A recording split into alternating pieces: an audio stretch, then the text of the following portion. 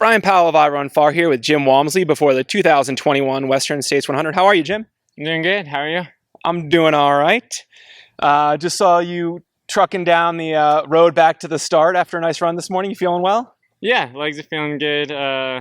Feeling fresh. I think, yeah, I'm pretty happy with where things are at. Nice. You just shared with the world that you were dealing with a pretty annoying injury this spring for a while. Yeah, I've had some frustrations in this training block. That's been not a secret within, I guess, the group of people I know, but at the same time, it hasn't been something that I've just been talking tons about and really not knowing whether it would flare up more or go away, and just being really diligent about staying on top of things and staying in Flagstaff and getting treatment there at Hypo 2, and kind of where I know someone and I can go in and get work done and consistently, and yeah, it's coming around though.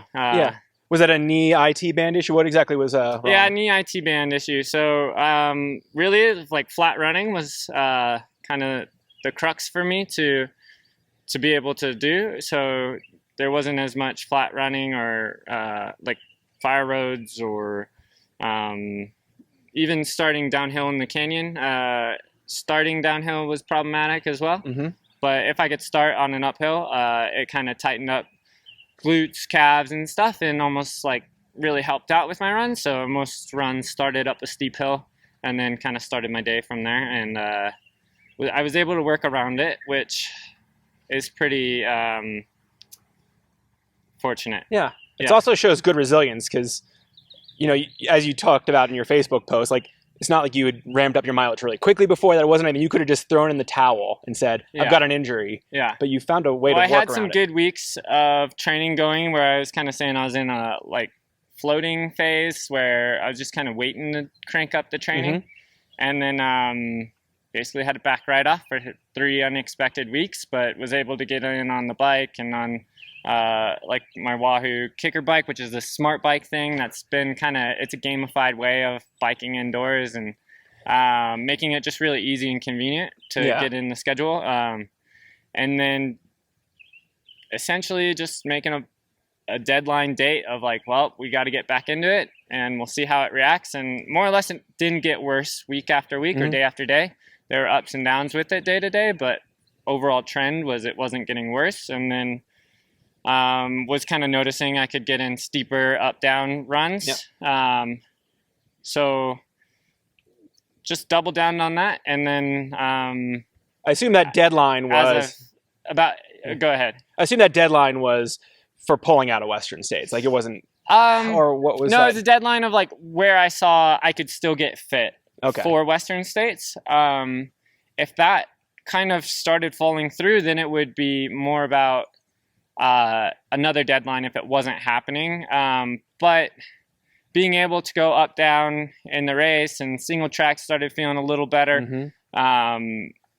It had me optimistic, and then also knowing if I back off in the taper that things could come around, and that's kind of exactly how it worked out. I think doing so much vert with it was keeping my quads and calves a bit tighter, which almost kept it lingering more than, like, I was able to train that way, but at the same time, I think you weren't able to fully heal as quick that way. But then once started backing off to kind of round out training and start trying to bring some freshness back, which means less mileage, less vert, calves and quads start loosening up a bit and having some pain-free running, and it has me like more optimistic than ever, and it's brought a lot of excitement for me to be running like pain-free. Of just, it puts a smile on my face and makes me really happy. I don't know how it worked out, or timing wise, I feel really lucky, and it's just the momentum's going the right way. Yeah, you can tell, like, just the feel from you right now. Like, you're psyched. It's not like this supreme overconfidence of having put 180 mile blocks in or weeks, but it's like you're genuinely like excited to be running. And because I think I still rolled the dice with doing probably more than what would be advised through it to get to where I feel like I would be fit enough to run Western States how I've ran it in the past and up to probably my standards. So that makes me I feel pretty fortunate with that. And then, other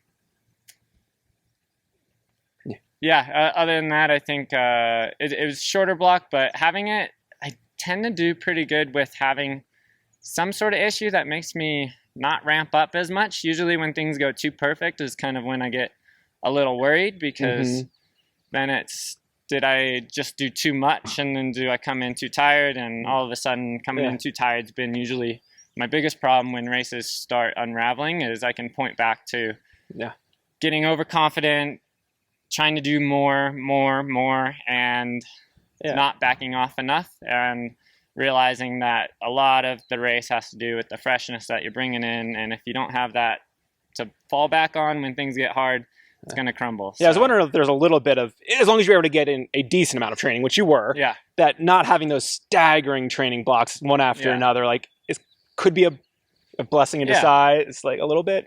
Yeah, it's good. I think overall I'm taking away a positivity out of it. Yeah. Even having faced that injury issue, like, you're still the odds-on favorite probably for the race. Who do you think will be your biggest challengers on Saturday? Yeah, it's a really exciting like kind of field of guys. I think without a doubt, like, Jared Hazen's the second fastest guy in Western States history. So, I mean, that's the big kind of elephant in the room with, like, if I weren't here, he would be the odds-on favorite. So, but the way last 2 years have worked out with COVID, and I was supposed to be at Comrades this year in South Africa in June, and not necessarily back here, but the way things have shaken out, I'm pretty happy to be back here and pretty excited. But I think it's a really exciting men's field. I think for a domestic race, this is about as exciting as we've had in a while. There's really new guys coming in with Hayden Hawks and Tim Tolfson. Matt Daniels is back. 8 out of the top 10 guys are back. Yep, I think there's the, I don't know how to say his name, but Jeju. I don't know if he's here. Jeju, But I don't know if he's here or if he made it. But if he is, I think don't be surprised if he's up there. But it's exciting, and I think it all depends if people want to run more aggressively or kind of be more patient approach. And if people want to get out and run, I'm gonna just plan on doing my thing, and which is to go out and run pretty hard. I think I learned my lesson the hard way in 2017, and I feel like I took so much away from that kind of failure at Western States. So, and not to mention 2016 fell apart too. So, I mean, 2 years fall in a row, and it was finally like, oh, I'm just gonna see what I can do at this course, and taking what the course gives you. And when you're not really fighting the course and having to, like, worry about everybody else in the race, like, you take things that aren't in your control, you don't worry about it, and then you just kind of make time where you can.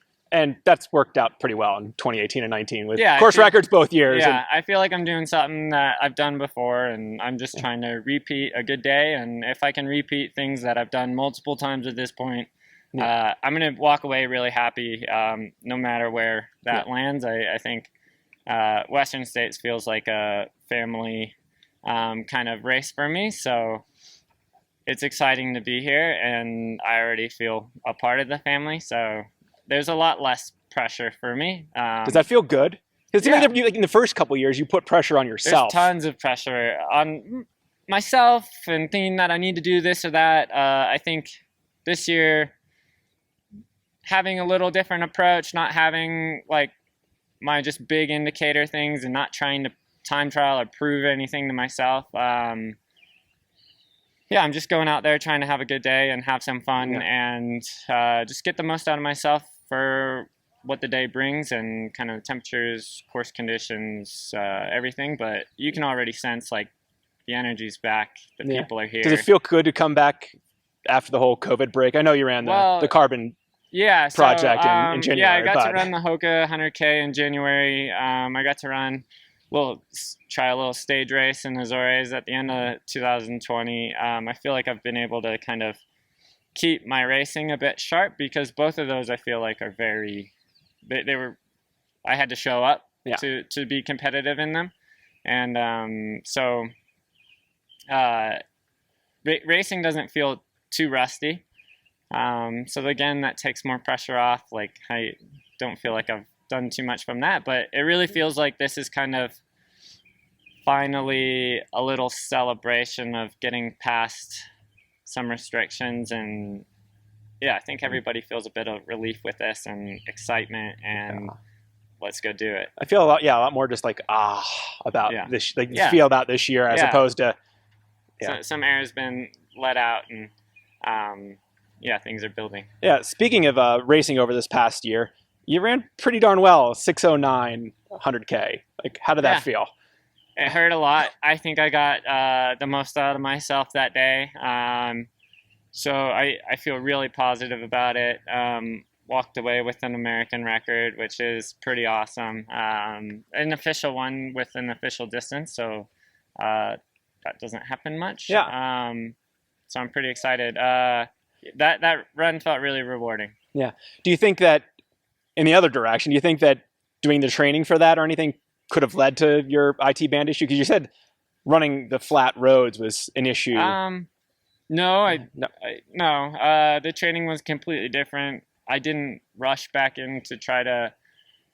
I was actually just addressing, like, I'm really fortunate to have Hoka be the primary sponsor of this race and be a part of, again, like, just Hoka and Jim Walmsley, like, our goals aligning really, really well, and things have worked out so well that I didn't have to race in at Black Canyon 3 weeks after the 100K. I didn't have to race just a couple weeks ago at Canyon's 100K, which was just a brutal course this year.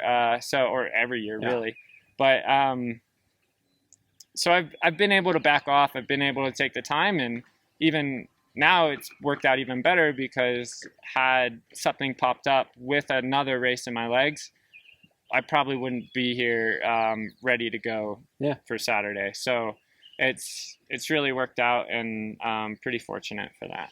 Right on. Without the pressure and on a good day, do you think you're in fitness to run faster than you have? Like, make some incremental improvements, changes? I think it all depends. Like 2019, I remember getting into maybe Lions Ridge, the first 10 miles, and being 4-6 minutes behind on the first split because we had some snow, and I'm just like, oh, it looks like we're not running faster than last year this year. That's all right. We'll just find some rhythm. And then all of a sudden, finding some rhythm, like you start clicking back some time, and before you knew it, we're on some like crazy splits again, and it's just like, all right, the race is on.